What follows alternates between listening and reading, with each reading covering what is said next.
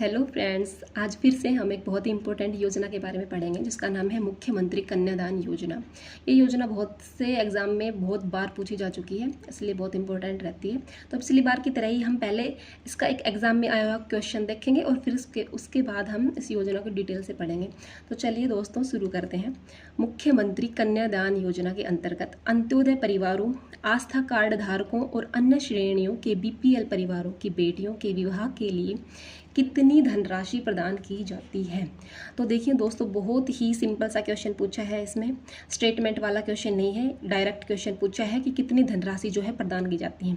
लेकिन इस योजना में दो अलग अलग कैटेगरीज दी हुई है और उनके लिए अलग अलग प्रावधान किए गए, मतलब अलग अलग धनराशि का प्रावधान किया गया है। तो दोस्तों देखते हैं कि इसमें पूछा है कि जो अंत्योदय परिवार हैं, आस्था कार्ड धारक हैं और अन्य श्रेणियों के जो BPL परिवार हैं, उनकी बेटियों को कितनी धनराशि प्रदान की जाती है। तो दोस्तों इस क्वेश्चन का आंसर हो जाएगा 21,000 रुपये।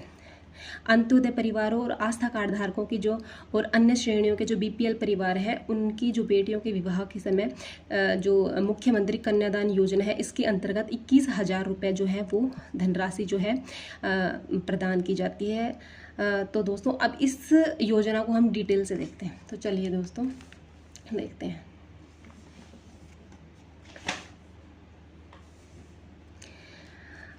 हाँ, तो मुख्यमंत्री कन्यादान योजना या फिर इसी का नाम दिया गया है कि हथलेवा योजना। तो दोस्तों ये योजना जो है इसका प्रारंभ हुआ था 2020 में और जो इसका विभाग है वो है सामाजिक न्याय एवं अधिकारिता विभाग।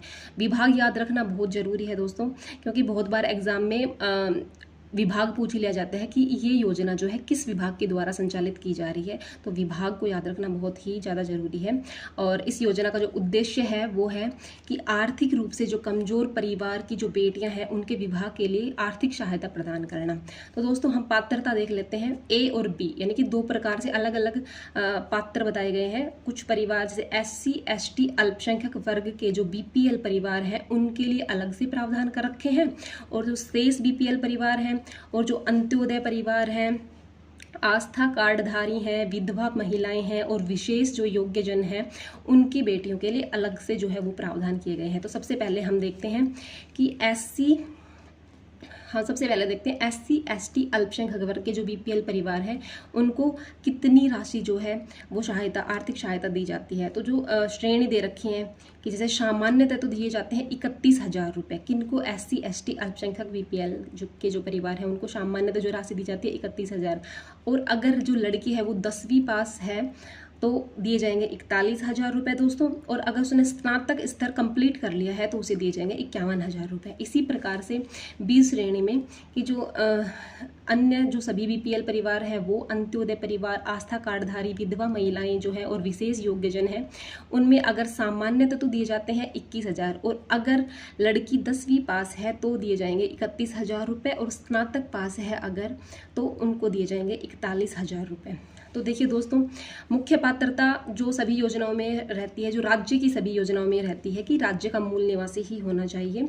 आयु, इसमें देखो लड़की की आयु बता रखी है कि विवाह के समय जो बालिका है उसकी आयु कम से कम 18 वर्ष की होनी चाहिए। तो ये तो नॉर्मल सी बात है, एक कॉमन सी बात है कि 18 वर्ष की आयु तो होनी ही चाहिए। और अधिकतम एक परिवार की 2 कन्याओं को विवाह के लिए दिया जाता है, यानी कि अगर एक परिवार में 3 लड़कियां हैं तो उनमें से केवल 2 को ही मुख्यमंत्री कन्यादान योजना का जो है वो लाभ मिल सकेगा, तीनों को नहीं मिलेगा। तो एक परिवार की अधिकतम 2 कन्याओं को यह है लाभ दिया जा सकता है। ये बहुत इंपॉर्टेंट है दोस्तों, पूछा जा सकता है एग्जाम में। और इसमें परिवार की आय भी बता रखी है कि परिवार की जो आय है वो 2.5 लाख से कम होनी चाहिए। और अगर विधवा महिला है तो उस मामले में उसकी जो आय है वो 50,000 से कम होनी चाहिए।